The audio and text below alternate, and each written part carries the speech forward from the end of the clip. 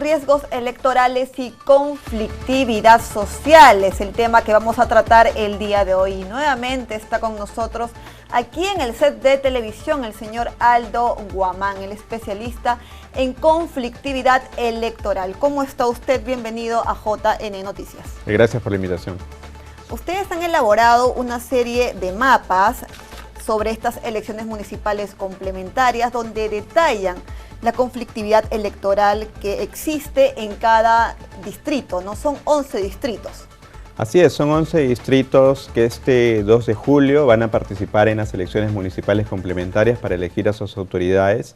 Y recordemos que estos distritos han tenido algunos de ellos antecedentes de conflictividad, ¿no? Esos son distritos en los cuales se anuló la elección municipal 2022 por diferentes causales de nulidad que están establecidas en la normativa electoral, pero en algunos de ellos también se registraron conflictos electorales, algunos de ellos con violencia electoral, que afectaron el normal desarrollo de los comicios. Es por eso que es importante tener en cuenta la perspectiva de prevenir conflictos o identificar riesgos electorales para que estos hechos no ocurran nuevamente, ¿no? Entonces, ¿ustedes cómo hacen para detectar estos riesgos, conflictos electorales? Bueno, en la Central de Operaciones tenemos un trabajo articulado tanto a nivel interno, a nivel del Jurado Nacional de Elecciones, pero también a nivel externo, es decir, con otras instituciones, ¿no? Nosotros estamos coordinando con la Dirección Nacional de Fiscalización y Procesos Electorales. Los fiscalizadores son un aliado estratégico fundamental, ¿no? Ellos nos proporcionan información sobre algún riesgo que podría manifestarse, ¿no? En cada uno de esos distritos, de estos 11 distritos que participan en las elecciones. Es una fuente, digamos, interna. Pero también nosotros en la Central de Operaciones contamos con aliados externos, ¿no? Que algunas son instituciones que forman parte del sistema electoral, como RENIEC o OMPE, pero otras son instituciones que tienen competencias en el proceso electoral, ¿no? Por ejemplo, el Ministerio Público, como institución que persigue el delito o también implementa acciones para la prevención de los delitos, o la Defensoría del Pueblo también, ¿no? Que sabemos que es una institución pionera en implementar el enfoque de prevención de conflictos, pero también participa en el monitoreo y la supervisión de los procesos electorales, ¿no? A través de sus oficinas defensoriales, ¿no? Son esas instituciones con las que también coordinamos, articulamos y intercambiamos alguna información que pudiera constituir justamente un riesgo electoral. Y otras instituciones también como la Policía Nacional del Perú, como la Secretaría de Gestión Social y Diálogo de la Presidencia del Consejo de Ministros, el Ministerio del Interior, entre otras instituciones que realizan este tipo de acciones de prevención de conflictos o algunas competencias también en el proceso electoral en sí mismo, ¿no? Claro. Ahora, si vemos al primer mapa, se han detectado 4 riesgos electorales, ¿no? Vemos, por ejemplo, ahí en Pion, que hay, sí, efectivamente ahí lo vemos, que se ha presentado un riesgo, un conflicto electoral. ¿Me podrías brindar más detalles, por favor? Sí, bueno, en total son 6 riesgos electorales que se han registrado en lo que va de las elecciones municipales complementarias. Vemos que, bueno, en los distritos de Canis y Huamantanga, ubicados en Ancash y en Lima respectivamente, se han registrado 2 riesgos electorales en cada uno, y en los distritos de Pion y Recta un riesgo electoral cada uno, ¿no? Claro, en total, como bien señala, son 6 riesgos electorales que se han presentado en este proceso electoral. Lo bueno es que ustedes detectan estos riesgos electorales en cada proceso electoral antes de iniciarse el proceso con la intención de prevenir.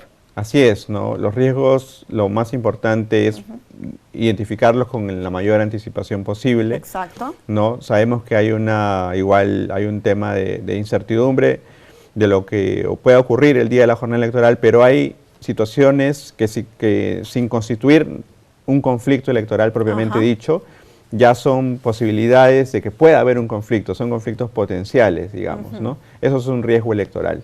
Entonces, esas situaciones son identificadas por la COPE, son ponderadas por la Central de Operaciones y luego son comunicadas a las instituciones que forman parte, bueno, del Comité de Coordinación Interinstitucional para Prevenir Conflictos, para la prevención de conflictos, que forman parte de las instituciones que justamente comentaba hace un momento, ¿no? La Defensoría del Pueblo, las instituciones del organismo electoral, la Fiscalía, la Policía Nacional del Perú, el Ministerio del Interior, la PCM, entre otras instituciones, ¿no? Claro, varias instituciones aliadas que se involucran justamente en este tema con la intención de prevenir estos conflictos. Ahora, me estabas comentando precisamente que son 6 el total de los riesgos, pero ¿a qué tipo de riesgos nos estamos refiriendo exactamente? En la Central de Operaciones tenemos una tipología de estos riesgos. Algunos tienen que ver, por ejemplo, con de repente cuestionamientos colectivos del electorado, por ejemplo, alguna lista de candidatos, ¿no? De repente no están conformes con la participación de un determinado candidato, o de repente hay la percepción, por ejemplo, de lo que se conoce como transhumancia electoral o electores golondrinos. ¿Y qué es transhumancia electoral? Bueno, transhumancia electoral es un fenómeno en el cual pues se ocurre, ¿no?, el desplazamiento de electores de una circunscripción electoral a otra con la intención de perjudicar o favorecer a una determinada candidatura, ¿no? Pero recordemos que el sistema electoral ha previsto mecanismos justamente para evitar ese tipo de situaciones, y uno de esos mecanismos justamente es, por ejemplo, la fiscalización del padrón electoral y la verificación de domicilios, que lo realiza el jurado y RENIEC también, ¿no? Entonces, esos mecanismos, estas acciones ya se han hecho previamente, ¿no? Ya se han hecho previamente, por eso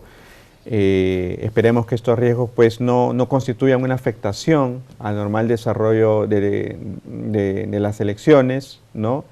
Y también creo que es una oportunidad para que estas elecciones municipales complementarias se desarrollen en un clima de paz, en un clima de tolerancia, de respeto y diálogo, y que sea pues una fiesta democrática, ¿no? Claro, ahora si nos vamos al siguiente cuadro de conflictividad electoral en las elecciones municipales complementarias del 2022, sí, precisamente ahí lo vemos en pantalla. ¿Me podrías detallar, que me ha llamado mucho la atención, especialmente el distrito de Recta y Huamantanga, por favor? Claro, recordemos que en las elecciones municipales del año pasado, el año 2022, en algunos distritos se configuró una causal de nulidad, ¿no? La normativa electoral establece que para que una elección se anule pueden cumplirse algunos supuestos, como por ejemplo que los votos nulos en blanco sumados separadamente superen los 2/3 de los votos emitidos, o la causal, por ejemplo, referida a la inasistencia, ¿no?, de electores, de más del 50% de electores, o que existan graves irregularidades por infracción a la ley que hubieran modificado los resultados de la elección, ¿no? El tema de la inasistencia es algo recurrente, ¿no?, que suelen darse en algunos distritos. En algunos distritos, claro, pero adicionalmente a estas causales que he comentado, que son 3, que bueno, de los 11 distritos que están participando, en algunos se ha configurado la causal de inasistencia, en otros la causal de los votos nulos en blanco, o en algunos el tema de graves irregularidades.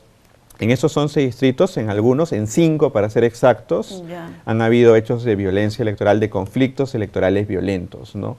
Igual hay que detallar que en comparación, por ejemplo, con las elecciones municipales complementarias que se realizaron en el año 2019, en esa oportunidad fueron 12 distritos, de los cuales en 11 la motivación principal, o en 11 hubieron hechos de conflictividad, ¿no? En esta elección, a comparación, se ha reducido ese número, porque de las 11 circunscripciones que están participando, solo en 5, un poquito menos de la mitad, se han desarrollado también, se han identificado hechos de conflictividad electoral, que por ejemplo se han manifestado de diferentes formas, ¿no? Por ejemplo, con la destrucción o la pérdida del material electoral, de repente la agresión contra el personal electoral. Sí, son hechos en realidad pues que creo que como electores tenemos que rechazar. Claro, vimos estos hechos lamentables, ¿no?, de las elecciones del 2022. Así es, ¿no? Y como parte también del sistema electoral, nosotros rechazamos estos hechos, exhortamos a la ciudadanía, a las organizaciones políticas, que cualquier cuestionamiento que pueda existir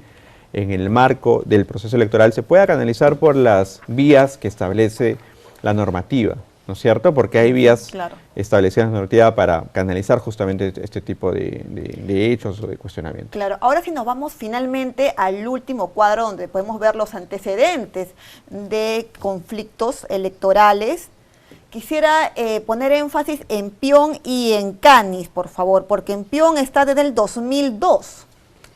Así es, ¿no? Recordemos que en la Central de Operaciones del Proceso Electoral contamos con el Infogop. El Infogop es un el observatorio para la gobernabilidad que cuenta con una base de datos bastante amplia de indicadores electorales, información electoral, ¿no? En Infogop ustedes van a poder encontrar los antecedentes, por ejemplo, de conflictos electorales, y ahí identificamos que hay distritos, como por ejemplo Pion, por ejemplo, o Canis, que han tenido hechos de conflictividad electoral mucho antes, ¿no? La base de datos que ustedes pueden encontrar en Infogop tiene información desde el 2002 relativamente a conflictos electorales. Y hay distritos que hace pues 20 años han tenido esos hechos de conflictividad electoral que esperemos pues que no vuelvan a ocurrir, porque al final afectan, ¿no? Afectan el normal desarrollo de la elección. Exacto, ¿no? Así que ya lo saben los ciudadanos, en la página de Infobot, cualquier ciudadano de a pie puede ingresar para revisar esta y otras informaciones respecto a las elecciones municipales complementarias 2023 y también anteriores procesos electorales. Muchísimas gracias, Aldo Guamán. Gracias. Bien, ahora es momento de ir a una breve pausa y retornamos con más información aquí en JN Noticias.